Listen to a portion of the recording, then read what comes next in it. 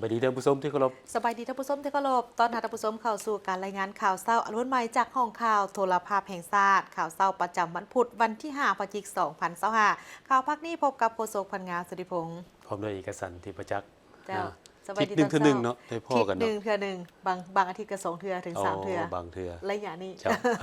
ท่านผู้ชมมาพบกันในข่าวเช้าในมื้อนี้ก็เช่นเคยมีหลายข่าวที่น่าสนใจมานำเสนอมีทั้งข่าวภายในข่าวต่างประเทศ และมื้อนี้เป็นอีกมื้อหนึ่งที่มีความหมายสำคัญ แล้วก็เชื่อได้ว่าหลังจากที่ท่านผู้ชมหลายๆท่านรับชมข่าวเช้าแล้ว บางท่านอาจจะไปก่อนหน้านี้หรือว่า ครับ บางท่านอาจจะเบิ่งข่าวเช้าก่อนแล้วจึงไปร่วมสำหรับพิธีตักบาตรที่งานบุญนมัสการพระธาตุหลวง เจ้าอันน่ะไปแต่เช้านี่บนจอดรถก็สิสะดวกขึ้น จอง เนาะ สถานที่ไว้ จองไว้ก่อน บางคนบอกว่าไปแต่ดึก อ๋อ ไปแต่ดึกบ่ใช่คำว่าไปแต่เช้าได้ไปแต่ดึกไปแต่ประมาณ4 โมงเช้า5 โมงเช้า เพราะว่าปีหนึงมีเทื่อหนึงเลยเนาะ แม่ หลาย น ท่าน เป็น อยาก ปาง ไป บุญใหญ่ท่านผู้ชมฉะนั้นหลายๆท่านผู้ชมบ่ว่าจะเป็นทั้งผู้และตั้งแต่เหนือฮอดใต้ เจ้า หลั่งไหลกันเข้ามาร่วมในงานนี้ แม่น บ่แม่นว่าเฉพาะตั้งแต่ในมือตักบาตรเด้เนาะ แม่น เพิ่นมีการครบงานมาตั้งแต่วันที่1ไปจนฮอดมื้อนี้วันที่5พฤศจิก แม่น ตอนเช้ามีการตักบาตรส่วนว่าตอนบ่ายมีการตีคีกีฬาตีคี แม่น นี่ก็หลายท่านในความสนใจเด้ จ้ะมื้อนี้ก็อยากมาเล่าสู่ฟังว่ามีที่มาจังได๋เนาะ มี ที่ ที่มา ที่จริง ได้ หลายท่านก็คือสิฮู้แหละแต่ว่าเฮามาทวนคืนหน่อยนึง ปีหนึงทวนเทื่อหนึง ก่อนจะตีแข่งกันในตอนเที่ยงมื้อนี้ ตอนเที่ยง อ่า เจ้า เจ้า ส่วนตอนค่ำก็มีพิธีเวียนเทียนใหญ่เลย เจ้า หลายๆท่านก็คาดว่าจะไปร่วม นะ ที่จริงคนจะหลายเลยคนจะหลายในแต่ละปี แต่ว่าในซุปปีไฮหลังมาดีก็เป็นการอำนวยความสะดวกหลายยิ่งขึ้น ก็คือมีรถเมล์ไว้คอยบริการให้ขี่รถเมล์ฟรีในระยะบุญทัดหลวง จะปีนี้อันใหม่ก็เป็นได้ขี่รถ BRT นะนอกจากนั้นก็ยังมีข่าวอื่นอีกที่เกิดขึ้นทั้งภายในและต่างประเทศมานำเสนอทามิตี้มาเริ่มที่ข่าวกองประชุมสมัยสามัญของรัฐบาลประจำเดือนตุลา2025คณะรัฐบาลได้มีการประกอบคำเห็นต่อกับการสรุปเวียกงานประจำเดือนตุลาและทิศทางแผนการเวียกงานจุดสุ่มประจำเดือนพฤศจิกายน2025กองประชุมสมัยสามัญของรัฐบาลประจำเดือนตุลา2025ไขขึ้นในตอนเช้าของวันที่3และอัดลงในตอนเช้าของวันที่4พฤศจิกายน2025ที่สำนักงานนายกรัฐมนตรีภายใต้การเป็นประธานของท่านสนไซศรีพันดรนายกรัฐมนตรีมีคณะรัฐบาลเข้าร่วมเพื่อรับฟังและประกอบคำคิดเห็นต่อการสรุปเวียกงานประจำเดือนตุลาและทิศทางแผนเวียกจุดสุมประจำเดือนพฤศจิกายน2025โดยได้พร้อมกันค้นคว้าปรึกษาหารือประกอบคำเห็นและพิจารณาต่อบรรดาหัวข้อที่สำคัญคือวาระที่1การสรุปเวียกงานพ้นเด่นประจำเดือนตุลาและทิศทางแผนการประจำเดือนพฤศจิกายน2025ของรัฐบาลทิศพันขยายผลกองประชุมครบคณะครั้งที่11ของคณะบริหารงานส่วนกลางภาคสมัยที่11และการกักเกี่ยมความพร้อมรายงานต่อกองประชุมสมัยสามัญเทื่อที่10ของสภาแห่งชาติสุดที่9รายงานสภาพการสากลและภาคพื้นที่พ้นเด่นรายงานสภาพพ้นเด่นเวียกงานป้องกันชาติป้องกันความสงบในนั้นการสรุปเวียกงานพ้นเด่นประจำเดือนตุลา2025เห็นว่าถึงสภาพการสากลและภาคพื้นยังสืบต่อผันแปรไปอย่างซับซ้อนซึ่งได้ส่งผลกระทบทางกงและทางอ้อมต่อกับการพัฒนาเศรษฐกิจสังคมของประเทศเฮาทั้งกงและทางอ้อมอย่างหลีกเลี่ยงบ่ได้แต่รัฐบาลและองค์การปกครองท้องถิ่นได้สืบต่อสู่สนจัดตั้งปฏิบัติบรรดาเวียกงานจุดสุมที่ได้กำหนดไว้ในบรรดามติของสภาแห่งชาติแผนพัฒนาเศรษฐกิจสังคมแผนงบประมาณและแผนเงินตราตามมติกองประชุมรัฐบาลเปิดกว้างครั้งที่1ปี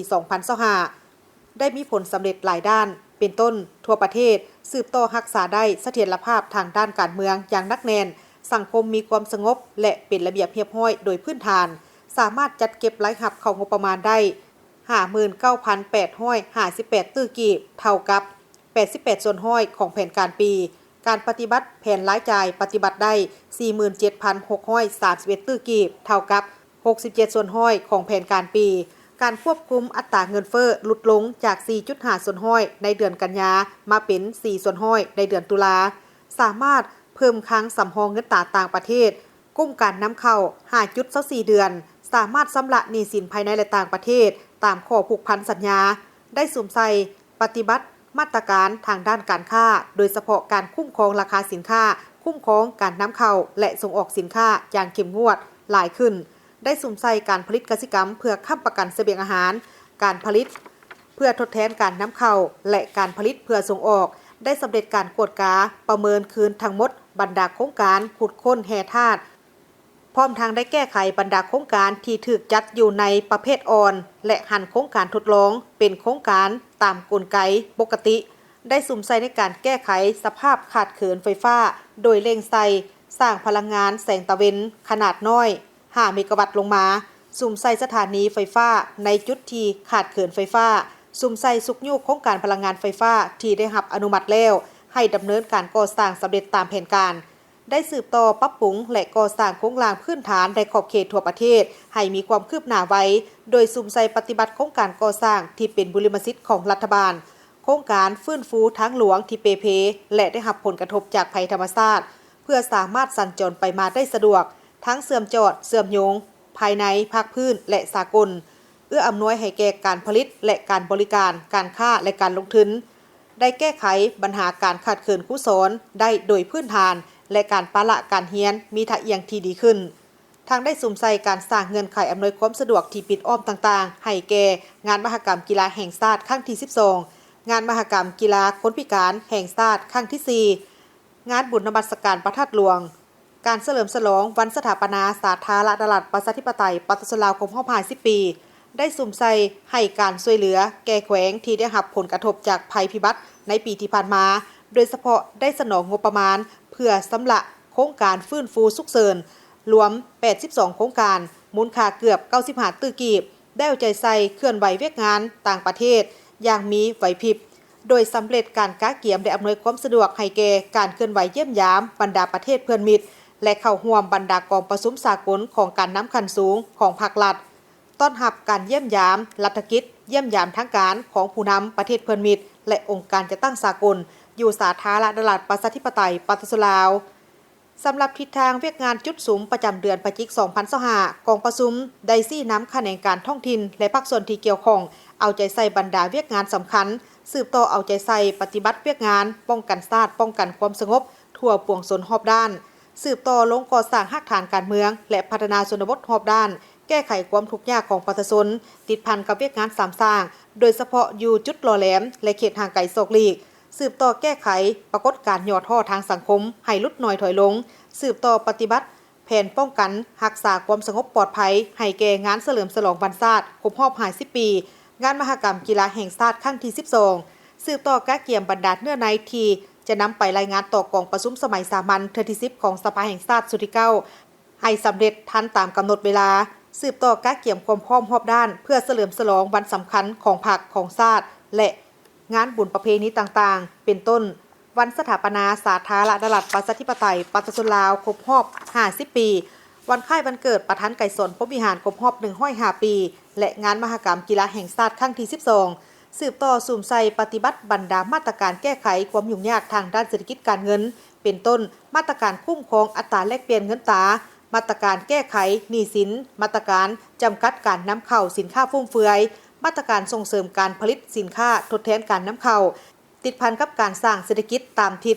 เศรษฐกิจเอกราชเป็นเจ้าตนเองสืบต่อสุ่มใส่การคุ้มครองบรรดาโครงการแห่ธาตุให้ไปตามกฎหมายและระเบียบการสืบต่อปฏิบัติมาตรการต่อโครงการแห่ธาตุ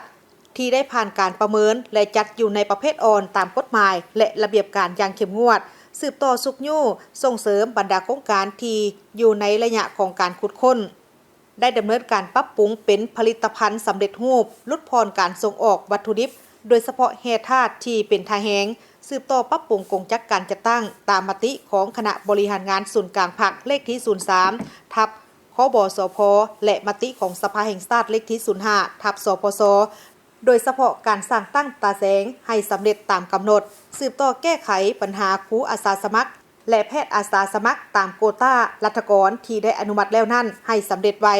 ซึ่งการจัดสรรโควต้าต้องรับประกันถึกเป้าหมายครูและแพทย์ที่เป็นอาสาสมัครสืบต่อติดตามสุกยู่การเคลื่อนไหวเวียกงานของบริษัทโรงงานที่อยู่บรรดาเขตเศรษฐกิจพิเศษเขตอุตสาหกรรมนิคมอุตสาหกรรมให้เคลื่อนไหวถูกต้องตามกฎหมายสืบต่อพัฒนาสีมือแห่งงานลาวให้มีคุณภาพเอาใจใส่ปฏิบัตินโยบายต่อผู้ที่มีคุณงามความดีรวมทั้งผู้ที่ประกอบส่วนในขบวนการเฉลิมฉลองวันชาติครบรอบ50 ปีสืบต่อปฏิบัติมติ165ทับสพสเกี่ยวกับนโยบายสุกยู่ส่งเสริมการก่อสร้างและซ่อมแปลงทางในระยะใหม่ก็คือมติ10ทับลบ สืบต่อสุ่มใส่สุกยู่บรรดาโครงการก่อสร้างเส้นทางที่สำคัญบุริมสิทธิ์ปรับปรุงบูรณะและซ่อมแปลงเส้นทางหลวงแห่งชาติและทางหลวงท้องถิ่นในขอบเขตทั่วประเทศให้สำเร็จตามแผนทางฮิปฮอนออกคำแนะนำเกี่ยวกับการกำหนดแบบแผนวิธีการและอัตราการเก็บค่าผ่านทางสำหรับเส้นทางสายเก่าที่มอบให้ผู้ประกอบการเป็นผู้ซ่อมแปลงและบูรณะรักษาให้เป็นเอกภาพกันในทั่วประเทศคนขั้วนโยบายต่อ2แขวงคือแขวงหัวพานและแขวงพงศลีที่เป็นแขวงที่มั่นของการปฏิบัติให้สำเร็จไว้กะเกี่ยมต้อนรับการนำคันสูงและแขกต่างประเทศที่มาเยี่ยมยามทางการและเข้าร่วมเฉลิมฉลองวันชาติที่2ธันวาคมรอบ50 ปี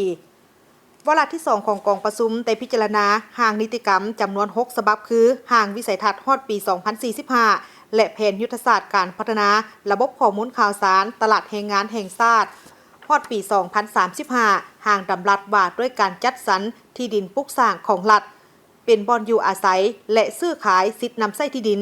แบบมีกำหนดห่างดำรัดว่าด้วยยางพาราห่างดำรัดว่าด้วยการคุ้มครองบริเวณชายแดนห่างดำรัดว่าด้วยพนักงานท้องถิ่นที่เฮ็ดเวียกนำองค์การต่างประเทศประจำอยู่สาธารณรัฐประชาธิปไตยปาตสลาวและห่างดำรัดว่าด้วยการคุ้มครองธนบัตรในนั้นกองประชุมได้ชี้นำให้ภาคส่วนเกี่ยวข้องนำเอาบรรดาห่างนิติกรรมดังกล่าวนำไปปรับปรุงตามความเห็นของสมาชิกรัฐบาลเป็นต้นสื่อของบางนิติกรรมโค้งห่างให้เหมาะสมแนใส่เฮ็ดให้บรรดานิติกรรมดังกล่าวมีเนื้อในละเอียดจะแจ้งจำกัดได้2วางต่างๆสอดคล้องกับนิติกรรมที่ได้ประกาศนำใส่แล้วทั้งสามารถจะตั้งปฏิบัติอย่างมีประสิทธิภาพและประสิทธิผลพอเข้าไปต่อที่กองประชุมสัมมนาวิทยาศาสตร์ระดับชาติภายใต้หัวข้อระลึกวันสถาปนาสาธารณรัฐประชาธิปไตยประชาชนลาวครบรอบ50 ปีและวันเกิดประธานแก่สอนผู้บริหารครบรอบ105 ปีกองประชุมสัมมนาวิทยาศาสตร์ระดับชาติภายใต้หัวข้อระลึกวันสถาปนาสาธารณรัฐประชาธิปไตยประชาชนลาวครบรอบ50 ปีและวันเกิดประธานแก่สอนผู้บริหารครบรอบ105 ปีภายใต้การเป็นประธานของสหายศาสตราจารย์ปริญญาเอกกีแก้วไขคำพิทูลกรรมการกรมการเมืองศูนย์กลางพรรครองนายกรัฐมนตรีหัวหน้าอนุกรรมการเนื้อใน3 วันประวัติศาสตร์มีคณะประธานบรรดาการนำพรรครัฐนักวิทยาศาสตร์เข้าร่วมสหายศาสตราจารย์ปริญญาเอกกีแก้วไขคำพิทูลได้กล่าวว่ากองประชุมสัมมนาวิทยาศาสตร์ระดับชาติภายใต้หัวข้อระลึกวันสถาปนาสาธารณรัฐประชาธิปไตยประชาชนลาวครบรอบ50 ปีและวันเกิดประธานแก่สอนพรหมวิหารครบรอบ105 ปีแม้นมีความหมายความสำคัญทางด้านประวัติศาสตร์ทฤษฎีและพฤติกรรมกลายเป็นโอกาสที่พวกเขาจะได้พร้อมกันหวนคืนบุญเสื้อประวัติศาสตร์อันพิดาอาจหารและผลงานอันยิ่งใหญ่ภายใต้การนำพาของพรรคประชาชนปฏิบัติลาวและบุญเสื้อแห่งความสามัคคีเป็นจิตหนึ่งใจเดียวของประชาชนลาวบัดเผาที่บ่ยอมเป็นค่อยค่าบ่ยอมให้จักรพรรดิต่างดาวมากดขี่ข่มเหงและได้มีการต่อสู้กับศัตรูทุกโตของชาติอย่างพิดาอาจหารสามารถเอาชนะศัตรูของชาติและลบล้างระบอบราชาธิปไตยที่ล้าสมัยสถาปนาระบอบสาธารณรัฐประชาธิปไตยประชาชนลาวในวันที่2 ธันวาคม ปี 1975 ซึ่งเป็นการปฏิบัติศาสตร์ประชาธิปไตยที่ได้รับชัยชนะอย่างสง่างามตลอด 50 ปีผ่านมาที่พรรคและรัฐบาลพร้อมด้วยประชาชนลาวบัดเผาได้ปุ่มรุมกันในการปฏิบัติ2 ภารกิจที่พรรคและรัฐบาลได้วางไว้ด้วยความรับผิดชอบสูงและสามารถบรรลุผลสำเร็จอันสำคัญในหลายด้านโดยเริ่มจากระยะการเฮ็ดหน้าที่ในการห้ำบาดแผลสงครามผัวแปลงชีวิตการเป็นอยู่ของประชาชนลาวบัดเผาได้นำพาประเทศชาติดำเนินนโยบายเปลี่ยนแปลงใหม่สุมใส่พัฒนาเศรษฐกิจสังคมของประเทศชาติอย่างตั้งหน้าสามารถสร้างได้พื้นฐานวัตถุเทคนิคพื้นฐานทางด้านเศรษฐกิจสังคมให้ได้รับการพัฒนาอย่างต่อเนื่องและเมื่อเทียบกับระยะก่อนปลดปล่อยประเทศชาติได้มีสมหน้าใหม่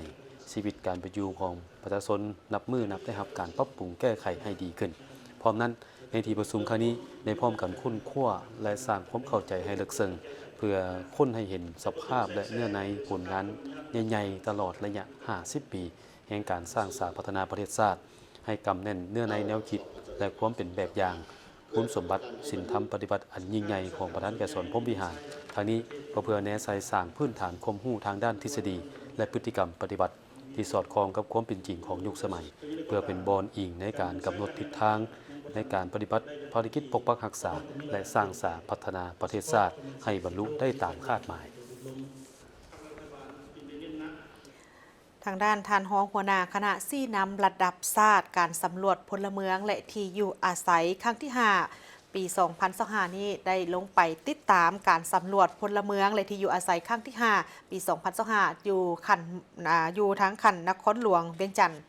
โดยในมื้อวันที่ 3 พฤศจิกายน 2025 นี้ท่านสันติภาพพรหมวิหารรัฐมนตรีกระทรวงการเงินทั้งเป็นรองคณะซี่นำระดับชาติการสำรวจพลเมืองและที่อยู่อาศัยครั้งที่ 5 ปี 2025 ได้ลงไปเคลื่อนไหวติดตามการสำรวจพลเมืองขันนครหลวงโดยมีท่านอัศพังทองศรีพันดรเจ้าของนครหลวงเวียงจันทน์หัวหน้าคณะซี่นำการสำรวจพลเมืองและที่อยู่อาศัยครั้งที่ 5 2025 ขันนครหลวงเวียงจันทน์มีบรรดาคณะและนักสำรวจพลเมืองระดับชาติและขันนครหลวงเข้าร่วมท่านนางบัววรสุขลาแสงหัวหน้าแผนกการเงินนครหลวงเวียงจันทน์รองหัวหน้าคณะซี่นำขันนครหลวงเวียงจันทน์ได้กล่าวว่าสำหรับการสำรวจพลเมืองและที่อยู่อาศัยทั่วประเทศครั้งที่ 5 ปี 2025 ขันนครหลวงเวียงจันทน์แม่นได้สำเร็จการขึ้นบัญชีครัวเรือนเพื่อกำหนดขอบเขตการสำรวจอยู่นครหลวงเวียงจันทน์ประกอบมี 1,569 เขตอยู่เมืองจันทบุรี99เขตเมืองศรีโคตรบอง257เขตเมืองไซเซธา208เขตเมืองศรีสัตนาค135เขตเมืองนาไซทอง156เขตเมืองเซธานี399เขตเมืองหาดไซฟอง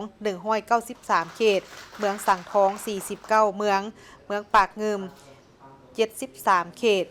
และสำเร็จการฝึกอบรมเวียกงานของการสำรวจพลเมืองและที่อยู่อาศัยให้บรรดาครูฝึกขันเมืองมีผู้เข้าร่วมทั้งหมดแม่น155ทานเป็นหญิง63ทานได้มีการก้าเกียมนักสำรวจและเดินสำรวจคาดคะเน 2,168 ทานในนั้นนักกวดกา439ทานและนักเดินสำรวจ 1,729 ทานสำหรับเวียกงานโฆษณาอยู่ขันนครหลวงเวียงจันทน์แม่นได้สำเร็จการก้าเกียมสปอตโฆษณาเพื่อโฆษณาผ่านทางโทรภาพโทรโคงบ้านวิทยุและสื่อออนไลน์นอกจากนั้นก็ยังได้รับการสนับสนุนจากทางศูนย์สถิติแห่งชาติกระทรวงการเงินเป็นต้นป้ายโฆษณาแผ่นพับสำเร็จการดำเนินการฝึกอบรมให้นักเดินสำรวจและนักกวดกาขันเมืองจากนั้นคณะก็ได้ลงไปติดตามการเกี่ยมความพร้อมในการสำรวจพลเมืองอยู่ห้องการปกครองบ้านศรีสวัสดิ์เมืองจันทบุรีนครหลวงเวียงจันทน์ในโอกาสดังกล่าวนี้ท่านคำปุ่นแก้วลิภากรต่างหน้าคณะอำนาจการปกครองบ้านศรีสวัสดิ์ก็ได้รายงานการจะตั้งปฏิบัติโดยได้ปฏิบัติตามแผนของการดำเนินงานขันเมืองตามแผนการก็คือบ้านศรีสวัสดิ์แม่นมีคณะบ้านนี่5ทานเป็นหญิงเป็น2ทานมีประชากร 3,250 คนหญิง 1,657 คนและมี520ครัวเรือนในนี้มีครัวเรือนล้มหมู่แม่น2ครัวเรือนด้านการจะตั้งปฏิบัติเวียกงานการสำรวจได้ประกอบส่วนทางด้านบุคลากรขันบ้านไปเข้าร่วมการฝึกอบรมเป็นนักเดินสำรวจ3คนหญิง2คนที่ห้องการสำรวจพลเมืองขันเมืองซึ่งได้จัดขึ้นในระหว่างวันที่20ถึงวันที่31ตุลาคม2025ที่ผ่านมาภายหลังที่สำเร็จการฝึกอบรมก็ได้มีการเล็งก้าเกียมบั้นดำเนินการสำรวจภาคสนามให้ทันกับกำหนดเวลาได้มีการนำเอาเนื้อในจิตใจของการสำรวจพลเมืองและที่อยู่อาศัยทั่วประเทศในครั้งนี้มาผันขยายโดยได้โฆษณาเผยแพร่ให้กับบรรดาพ่อแม่ประชาชนภายในบ้านได้รับรู้เข้าใจและพร้อมกันให้การร่วมมือในบ้านสำรวจในครั้งนี้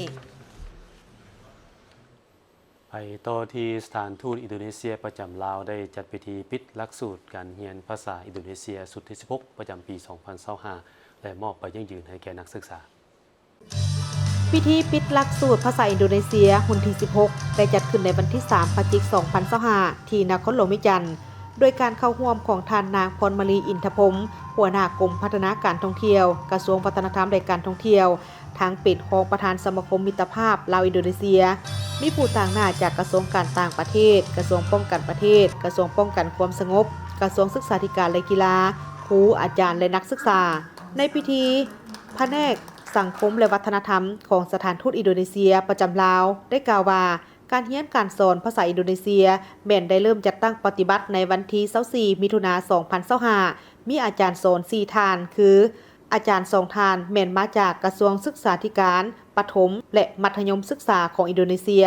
การเรียนการสอนแม่นได้จัดขึ้นอยู่สถานทูตอินโดนีเซียประจำลาวแบบซึ่งหน้าเป็นเวลา4เดือนกับ1อาทิตย์การเรียนแม่นเรียนแต่วันจันทร์หาวันพฤหัสโดยบ่ได้เสียค่าเรียนและค่าธรรมเนียมใดๆซึ่งการเรียนการสอนจะแบ่งออกเป็น5ชั้นเรียนนอกจากการเรียนภาษาอินโดนีเซียแล้วนักเรียนยังได้เรียนเกี่ยวกับการแนะนำตนเองและเรียนรู้เกี่ยวกับวัฒนธรรมอินโดนีเซียเช่นการฟ้อนการเล่นดนตรีพื้นเมืองอังกลุงห้องเพลงอินและการรับชมรูปเงาอินโดนีเซียร่วมกันในระยะของการลงทะเบียนเรียนหลักสูตรภาษาอินโดนีเซียประจำศกปี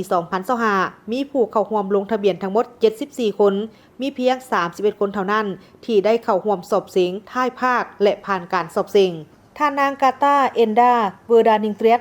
เอกอัครราชทูตแห่งสาธารณรัฐอินโดนีเซียประจำลาวได้กล่าวแสดงความยินดีที่ได้เห็นการเปลี่ยนแปลงและความคืบหน้าของโครงการหลักสูตรการเรียนภาษาอินโดนีเซียหรือบีปาที่สถานทูตอินโดนีเซียนับตั้งแต่ปี 2023 ผ่านมา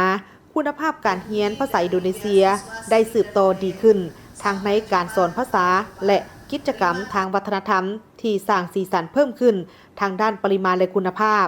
ซึ่งแสดงให้เห็นว่านักศึกษาปีป้ามีจำนวนที่เพิ่มขึ้น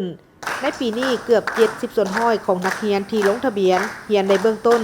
สามารถสืบต่อเรียนจนจบหลักสูตรและบางคนบ่ได้คะแนนที่สูงภาษาและวัฒนธรรมแม่นเปรียบเหมือนกุญแจสำหรับทุกคนในการเปิดโลกกว้างรวมทั้งชาวอินโดนีเซียชาวลาวและทุกชาติในทั่วโลกส่วนทางด้านนักเรียนมัธยมศึกษา9ตัวเมืองของนครหลวงเวียงจันทน์ก็ได้เข้าร่วมในการแข่งขันฟ้อนศิลปวรรณคดีเนื่องในโอกาสของงานบุญพระธาตุหลวงเวียงจันทน์พร้อมทางต้อนรับวันสำคัญต่างๆของภาคของชาติแผนกศึกษาธิการและกีฬานครหลวงเวียงจันทน์ได้ร่วมกับทั้งศูนย์วางแสดงสินค้าลาวไอเทคซึ่งได้มีการจัดการแข่งขันฟ้อนศิลปวรรณคดีนักเรียนมัธยมศึกษา9ตัวเมืองในนครหลวงเวียงจันทน์ซึ่งจัดขึ้นในมื้อวันที่4ตุลาคม 2025นี้ที่ศูนย์การค้าลาวไอเทคภายใต้การเป็นประธานของท่านบุญทันเสงมณีรองหัวหน้าแผนกศึกษาธิการและกีฬานครหลวงเวียงจันทน์โดยมีผู้ต่างหน้าจากทางภาคส่วนที่เกี่ยวข้องเข้าร่วมการแข่งขันฟ้อนศิลปวรรณคดีนักเรียนมัธยมศึกษา9ตัวเมืองในนครหลวงเวียงจันทน์ครั้งนี้มีผู้เข้าร่วมทั้งหมด10ทีม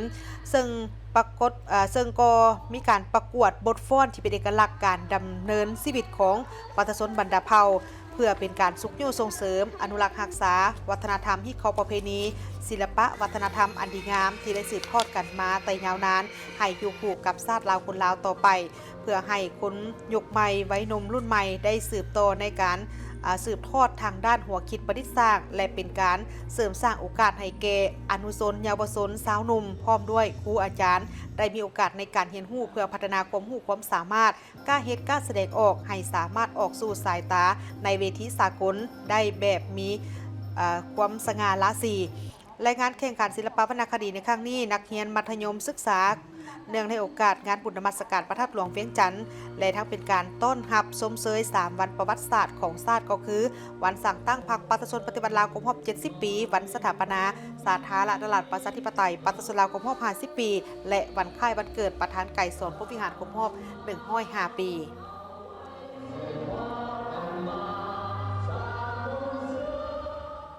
นอกจากได้ไปชมการแสดงแข่งขันศิลปวรรณคดีแล้วก็ยังมีการวางแสดงและขายสินค้าตั้งแต่วันถึงวันที่1 ที่ 9พุ่นเลยอ๋อเพื่อจะจัดเลยงานบุญท่าหลวงเพราะว่าบุญท่าหลวงนี่ฮอดแต่วันที่5แต่วันนี้งานตลาดนัดนี่เป็นฮอดวันที่9เจ้าทีมงานพวกเขาการค้าเราไอเต็กกันเนาะแม่นทีมงานพวกเขาได้ไปเอาบรรยากาศมาให้บรรดาท่านได้รับชมนำกันว่าการวางแสดงและขายสินค้าอยู่ศูนย์การค้าเราไอเต็กในโอกาสบุญนมัสการพระธาตุหลวงนี่เป็นแนวใดไปเบิ่งนำกันนะในโอกาสงานบุญนมัสการพระธาตุหลวงเวียงจันทน์และการวางแสดงขายสินค้าประจำปี 2025 นอกจากกิจกรรมที่ได้จัดอยู่สนามหลวงแล้วยังได้มีการวางแสดงและขายสินค้าอยู่ศูนย์การค้าลาวไอเทคเคียงคู่กันไปในแต่ละปีท่านางคำพาคำบุญเฮืองห้องผู้อำนวยการบริษัทลาวเวิร์นให้ฮู้ว่างานวางแสดงสินค้าเฉลิมฉลองบุญนมัสการพระธาตุหลวงเวียงจันทน์ที่ศูนย์การค้าลาวไอเทคแม่นเริ่มแต่วันที่1ถึง9พฤศจิกายน 2025โดยมีหลากหลายกิจกรรมกับบรรยากาศที่เป็นสวรรค์เมืองลาวมีทั้งวางแสดงขายผลิตภัณฑ์สินค้า มีทั้งความม่วนซื่นบันเทิงและอาหารการกินที่หลากหลายโดดเด่นที่สุดปีนี้จะเป็นการแข่งขันเนาะฟ้อนซากประดาวเฮียนเก้าสมงานรุ่นมัธยม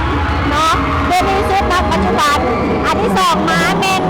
งานเทศกาลอาหารยัมมี่เทสเนาะที่ว่าเขาได้รวบรวมเอาอาหารลาวแล้วก็อาหารนานาชาติเข้ามาไว้อยู่ที่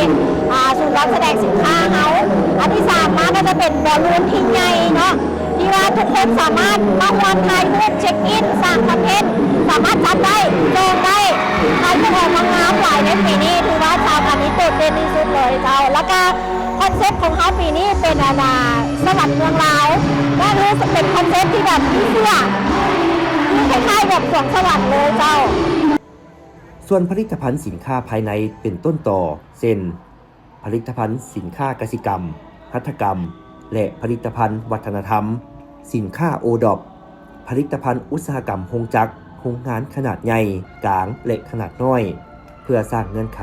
ให้มีการนำเอาผลิตภัณฑ์สินค้ามาแลกเปลี่ยนวางแสดงและขายในงานนี้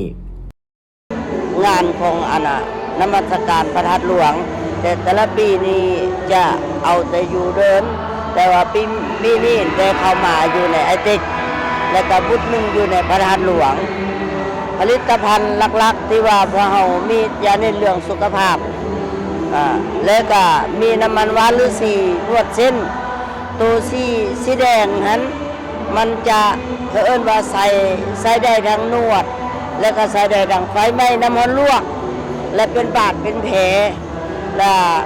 มีปัญหาเรื่องระบบขี้หิดขี้เหื่อนขี้เกียจขี้กากนะประเภทพวกนี้นะเขาจะใส่เวลาดีแล้วจะบ่ดังจะใส่คออยากให้พ่อแม่พี่น้องเนาะไทยบ้านในเมืองชาวลาวเฮานี่นะลองมาหันมาลองเปิดใจอยากให้ใช้ผลิตภัณฑ์ของคนลาวเพราะว่าผลิตภัณฑ์นี้เนาะมันจะมีหลายงานที่สำคัญคืองานบุญพระธาตุหลวงนี่เฮาจำเป็นต้องเอาสินค้าที่มีจุดเด่นนี่มาเอกเฮาจำเป็นโลดเอาต้องมีและปีใดเฮาขับผลิตแบบนี้เฮ็ดจังซี่แล้วก็บ่แม่นมีแต่เท่านี้เมื่อปากซองเฮายังมีหลายๆสินค้าแต่แม่นสินค้าเกษตรเป็นหลัก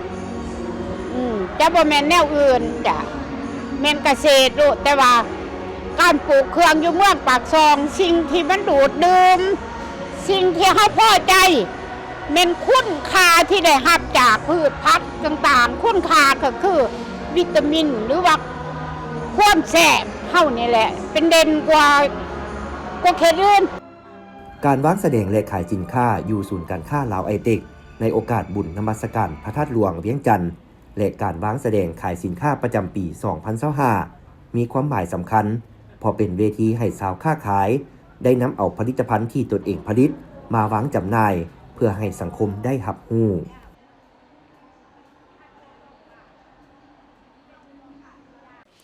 มาเบิ่งทีเวียกงานทางด้านสุขศึกษาท่านผู้ชมเมื่อเว้าถึงว่าเรื่องของสุขภาพโดยเฉพาะนั่นก็เป็นหลายคนอาจจะคิดเห็นถึงพยาธิที่มากับฤดูกาลแต่ว่าพยาธินี่มันมาได้ทุกฤดูกาลนั่นก็คือพยาธิไข้ยุงลายไข้เลือดออกเพราะว่าเขาสามารถพบพยาธิดังกล่าวนี้ได้ตลอดปีแต่ว่าฤดูที่พบหลายกว่าหมู่ก็จะเป็นฤดูฝนแต่ระยะนี้ปลายฝนต้นหนาวก้าวเข้าสู่ฤดูหนาวแล้วพยาธินี้ก็ยังมีอยู่ประมาทบ่ได้เนาะยังประมาทบ่ได้แต่ว่าถ้าว่าให้เทียบนับตั้งแต่ปี 2023 2024 ที่ผ่านมาก็ถือว่าตัวเลขของผู้เสียชีวิตจากพยาธิดังกล่าวนี้ก็ถือว่าลดลงในระยะ10 เดือนที่ผ่านมาท่านผู้ชมที่เคารพผู้เสียชีวิตมีผู้เสียชีวิตย้อนพยาธิไข้ยุงลายนี่ตัวเลขนี่มันยังอยู่ที่1คนเนาะซึ่งในระยะ10 เดือนที่ผ่านมาผู้ติดเชื้อพยาธิไข้ยุงลายในทั่วประเทศยังอยู่ที่1คนก็ถือว่าลดลงเนาะอันนี้เป็นข้อมูลจากทาง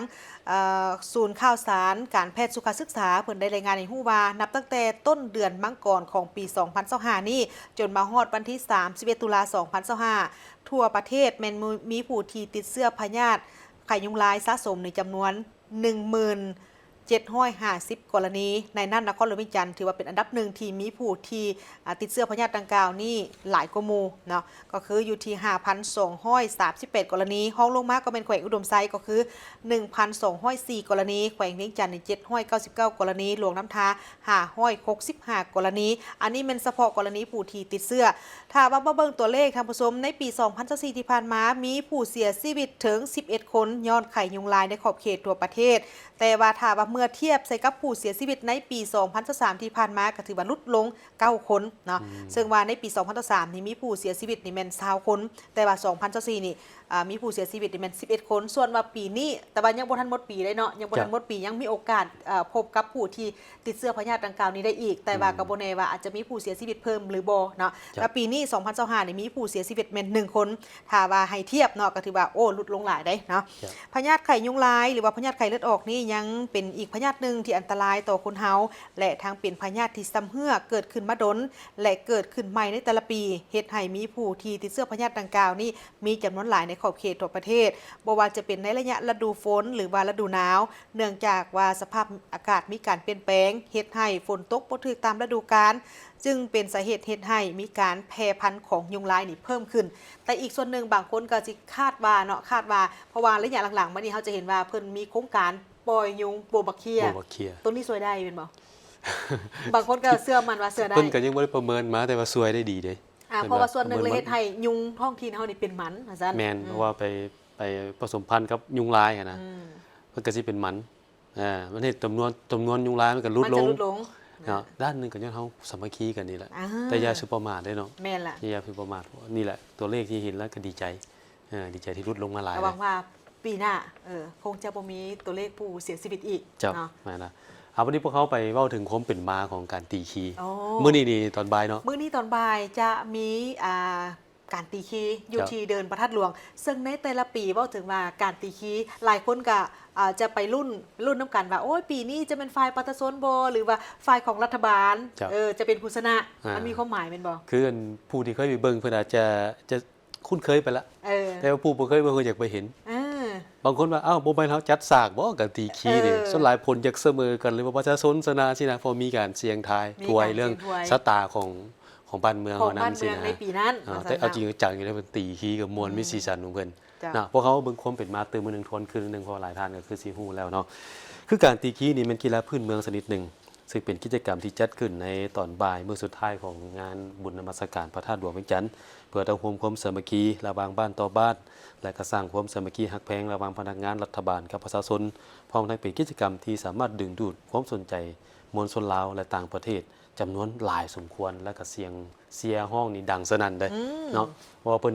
ตามเฮาเบิ่งนี่ก็เอาจริงเอาจังอยู่ได้เนาะเอาจริงเอาจังในการแข่งขันแต่ว่าจำนวนมันหลายจะยิงประตูก็ยังยากกว่านึงว่าต้องไรเคลียร์ไปตำแข้งตำคากันสินะยิงประตูยากเพราะโกนกันน้อยเลยสินะเนาะแต่ก็เป็นสีสันหนึ่งที่สร้างความเบิกบานบนซื่นให้แก่บุญนมัสการพระธาตุหลวงสำหรับการเล่นกันตีคีเนาะคือพูดเรื่องกันว่าเป็นกีฬาพื้นเมืองคือเมื่อก่อนเนี่ยต้องตีให้ได้ระยะไกลที่สุดจึงจะเป็นผู้ชนะได้พัฒนามาเป็นการตีแบบเป็นทีมเป็นทีมคือการในการกีฬาระดับอาชีพสินะตั้งแต่ยิงประตูได้หลายกว่านั้นก็ชนะประมาณนั้นเนาะก็คือปรับให้มันเหมาะสมเนาะปรับให้มันมวลขึ้นเนาะกติกาแข่งขันก็ถือปรับเปลี่ยนไปตามที่ได้แจ้งไปหั่นเนาะซึ่งอุปกรณ์ก็เป็นผู้ปัญญาพื้นบ้านเฮานี่แหละดั้งเดิมเฮาแหละเช่นว่าไม่ตีก็เฮ็ดจากไม้ไผ่งอกไม้ไผ่นะนี่แหละตามที่เฮาเห็นในภาพนี้เลยเนาะมาไปต่อกันที่ข่าวจากทางท้องถิ่นทางผู้ชมไปเบิ่งที่ข่าวทางแขวงเซกองโดยทางแผนกการเงินแขวงเซกองเพิ่นได้จัดการเฉลิมฉลองวันสร้างตั้งแผนกการเงินครบรอบ75 ปีในพิธีได้รับชมการถ่ายทอดสดงานจากศูนย์กลางโดยกระทรวงการเงินจัดขึ้นซึ่งได้ยกให้เห็นถึงประวัติความเป็นมา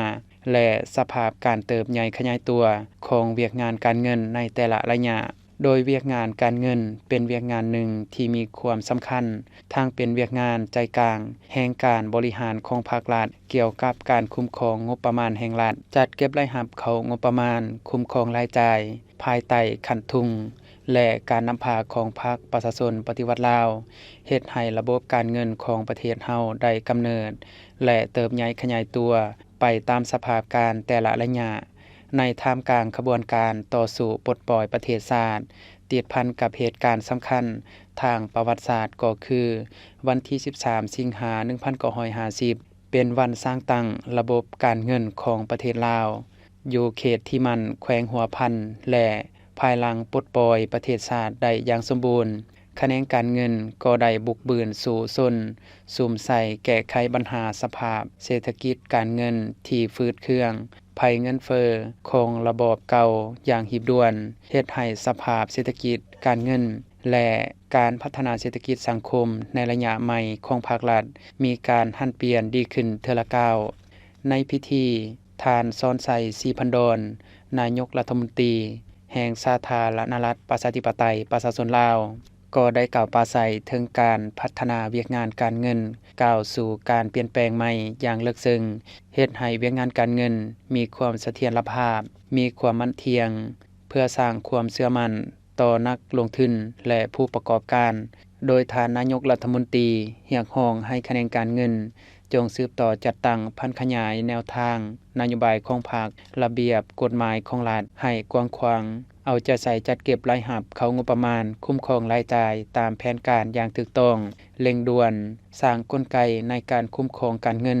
การเข้าถึงแหล่งทุนประสานสมทบกับคะแนนการเกี่ยวข้องในการจัดเก็บรายรับการคุ้มครองเงินตราต้องปฏิบัติให้เข้มงวดนอกนั้นก็ต้องกวดกาขึ้นบัญชีทุกแหล่งทรัพย์สมบัติของรัฐคนขัวและประกาศใช้นโยบายรายรับรายจ่ายการเงินนโยบายภาษีอย่างทันการแนะนำกวดกาและสุขอยู่บรรดาหากทานการผลิตธุรกิจให้ปฏิบัติระบบการเงินระบบรายเรียงธุรกิจอย่างเข้มงวดพร้อมนี้คะแนนการเงินต้องเป็นเจ้าการปฏิบัติคำสั่งการคุ้มครองการหัวไหล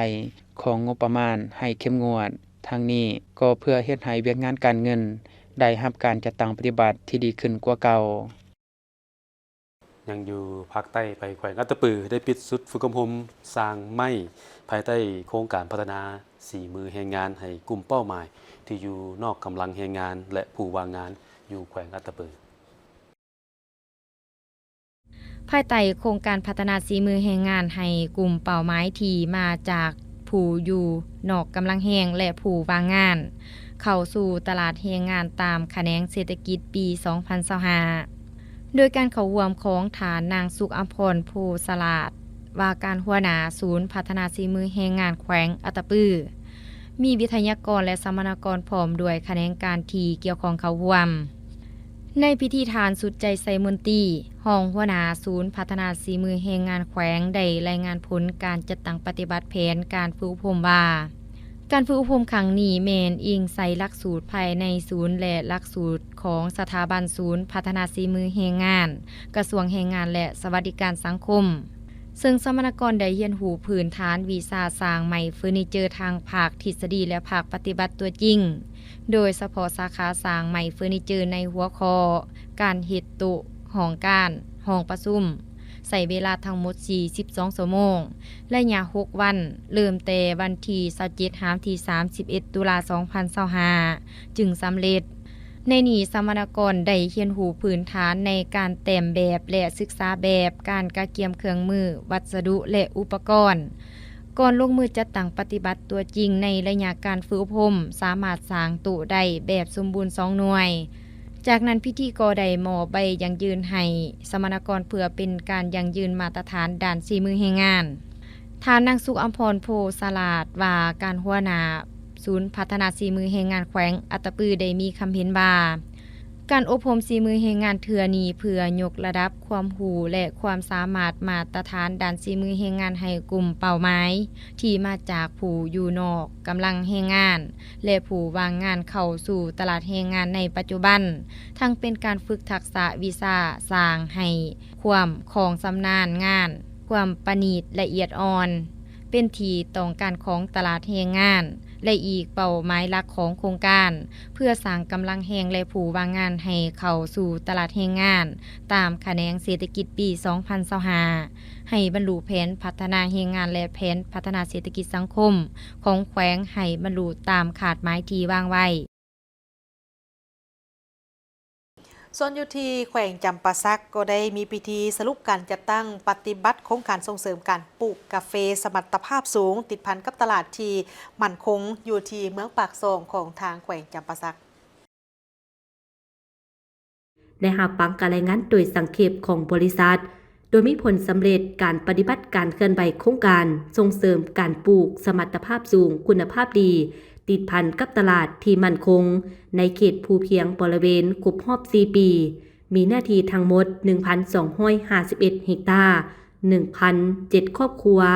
เว้ารวมเป้าเฉพาะเมืองปากซองมีหน้าที่เข้าร่วม 910.6 เฮกตาร์ 637 ครอบครัวเมืองเหล่างาม300 กว่าเฮกตาร์มี367 ครอบครัว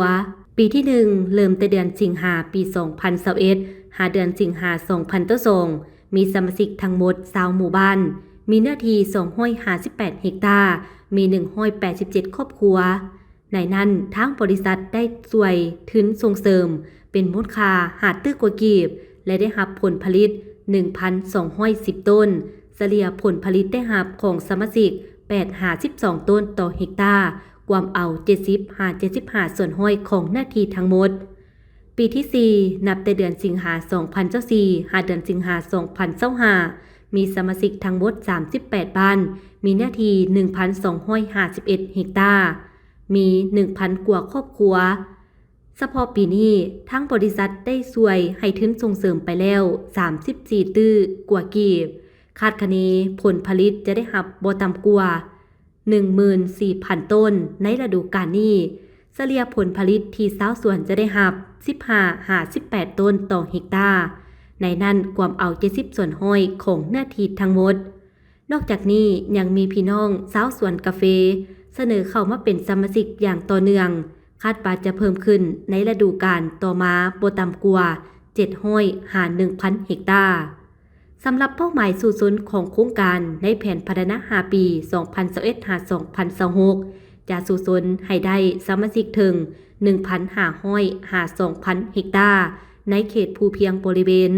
และคาดว่าจะได้รับผลผลิต 15,000-20,000 ต้นต่อ1ฤดูกาลพิธีในครั้งนี้ได้มีการมอบรางวัลไปย่องยอให้บรรดาสมาชิกโครงการที่มีผลงานดีเด่นใน2เมืองในการส่งเสริมการปลูกกาแฟสมรรถภาพสูงซึ่งมีประเภทที่1มี189ครอบครัว24บ้านประเภทที่2มี159ครอบครัว25บ้านและประเภทที่3มี12ครอบครัว3บ้านโดยการให้เกียรติมอบของทานสมไซลุนทปัญญาประธานบริษัทสมไซเจริญส่งเสริมการเกษตรจำกัดผู้เดียวโอกาสนี้ท่านสมไซลุนทปัญญาประธานบริษัทสมไซเจริญส่งเสริมการเกษตรจำกัดผู้เดียวก็ได้กล่าวตีราคาสูงถึงมากผลและผลสำเร็จของบรรดาสมาชิกโครงการที่ได้เอาใจใส่เฮ็ดแท้ทำจริงซึ่งเห็นได้อย่างเป็นรูปธรรมสามารถพัฒนาตนเองครอบครัวให้หลุดพ้นออกจากความทุกข์ยากและพัฒนาตนเองไปสู่ความเจริญหั่งมียิ่งขึ้นไปมาต่อแขวงคำมวลได้จัดกองประชุมติดตามกวดกาสุกยู่การจัดตั้งปฏิบัติมติของประชุมสมัยสามัญเทื่อที่8และเทื่อที่9ของสภาประชาชนแขวงคำมวลสุดที่4โดยการเข้าร่วมของท่านคุณศรีแสงดาราห้องเลขาพรรคเมืองมีบรรดาท่านคณะประจำพรรคเมืองกรรมการพรรคเมืองหัวหน้าห้องหัวหน้าโครงการที่เกี่ยวข้องและตลอดฮอดแขกถึกเชิญเข้าร่วมท่านคุณศรีแสงดาราห้องเลขาพรรคเมืองได้ขึ้นรายงานสภาพรวมในการจัดตั้งปฏิบัติแผนพัฒนาเศรษฐกิจสังคมที่ติดพันกับโครงเขตเวียกงานเศรษฐกิจแผนการและการเงินยุติธรรมและป้องกันศาสตร์ป้องกันความสงบและโครงเขตวัฒนธรรมสังคมและประดับเผ่าที่ทางแผนการจะตั้งปฏิบัติเวียกงานต่อหน้าจากนั้นท่านคำสุขวรรณวงศาคณะประจำประธานกรรมการยุติธรรมป้องกันศาสตร์ป้องกันความสงบสภาประชาชนแขวงขมวนพร้อมคณะได้มีคำซักถามเจาะจิมบางปัญหาในการจะตั้งปฏิบัติเวียกงานบรรดาผู้เข้าร่วมก็ได้พร้อมกันแลกเปลี่ยนคำคิดความเห็นและตอบข้อซักถามอย่างภาวะวิสัยกงไปกงมาในการจะตั้งปฏิบัติเวียกงานตัวจริงในระยะผ่านมาโด ยยกให้เห็นถึงข้อสะดวกและด้านดีที่ควรเสริมขยายข้อยุ่งยากและข้อคงค้างที่ต้องซอกหาวิธีการและมาตรการปรับปรุงแก้ไขสิ่งท้าทายต่างๆและบางบทเรียนที่ถอดถอนได้เพื่อเป็นข้อมูลพื้นฐานรายงานต่อคณะประจำสภาประชาชนแขวงขมวนมีทิศชี้นำในขั้นต่อไปและเพื่อเฮ็ดให้การจะตั้งปฏิบัติเวียกงานบรรดาเมืองภายในแขวงขมวนถูกต้องตามแนวทางของพรรคและระเบียบกฎหมายของรัฐนอกนั้นคณะยังได้เยี่ยมยามและสุขยูเวียกงานอยู่โรงเรียนมัธยมสมบูรณ์ยมราชและบริษัทลาวเพิงเซิงการค้าจำกัดอีกด้วยส่วนทางด้านทันหัวหน้าห้องการเกษตรกรรมและสิ่งแวดล้อมของเมืองห้วยทรายพร้อมด้วยคณะก็ได้ลงไปติดตามสุกยูการผลิตข้าวหน้าปีของชาวเกษตรกรซึ่งได้ให้ฮู้ว่าการปลูกข้าวหน้าปีอยู่เมืองห้วยทรายมี82บ้านในเนื้อที่ 5,078 เฮกตาร์มาฮอดปัจจุบันการเก็บกู้ข้าวนาแม่นสำเร็จไปแล้ว60ส่วนห้อยคาดว่าท้ายเดือนพฤศจิกายนแม่นจะสำเร็จห้อยส่วนห้อยสมรรถภาพ4ต้นครึ่งต่อเฮกตาร์คาดว่าปีนี้การผลิตข้าวนาได้ประมาณ 22,871 ตนในนี้มีประชาชนจำนวน9บ้าน80ครอบครัวหันมาเฮ็ดนาหยอดเม็ดแห้งโดยนำใส่เครื่องหยอดเม็ดในเนื้อที่59กว่าเฮกตาร์สมรรถภาพเกือบ5ต้นต่อเฮกตาร์ปัจจุบันการเก็บเกี่ยวแม่นสำเร็จห้อยส่วนห้อยนอกจากการปลูกข้าวหน้าปีแล้วประชาชนจำนวนหนึ่งยังปลูกข้าวไร่หมุนเวียนมี74บ้าน 1,303 ครอบครัวในเนื้อที่322เฮกตาร์สมรรถภาพเกือบ2ต้นต่อเฮกตาร์ปัจจุบันแม่นเก็บกู้สำเร็จ70ส่วนห้อยคาดว่าการปลูกข้าวไร่ปีนี้จะได้579ต้นสำหรับแนวพันธุ์ข้าวนาที่ประชาชนนิยมปลูกแม่นข้าวสันปะตองข้าวกำข้าวหอมพอยข้าวเจ้าหอมข้าวเจ้ามะลิข้าวดอกคำข้าวไก่น้อยตากบตาเขียดและแนวพันธุ์พื้นเมืองตามแต่ละเขตนิยมการปลูกข้าวนาปีนี้ถ้าเทียบใส่ปีผ่านมาเห็นว่ามีท่าเอียงลดลง 4.66 ส่วนห้อยสาเหตุย้อนผลกระทบจากภัยธรรมศาสตร์พายุวิภาบัวลอยเฮ็ดให้มีน้ำท่วมน้ำไหลสุดินซอดเจือนผลเสียหายจากภัยพิบัติปีนี้แม่น 234.14 เฮกตาร์ประชาชนส่วนหลายก็คือชาวนาให้ฮู้ว่าการปลูกข้าวนาปีนี้คาดว่าจะลดลงสาเหตุย้อนมีน้ำท่วมเป็นเวลาหลายวันจากภัยธรรมศาสตร์ในระยะผ่านมา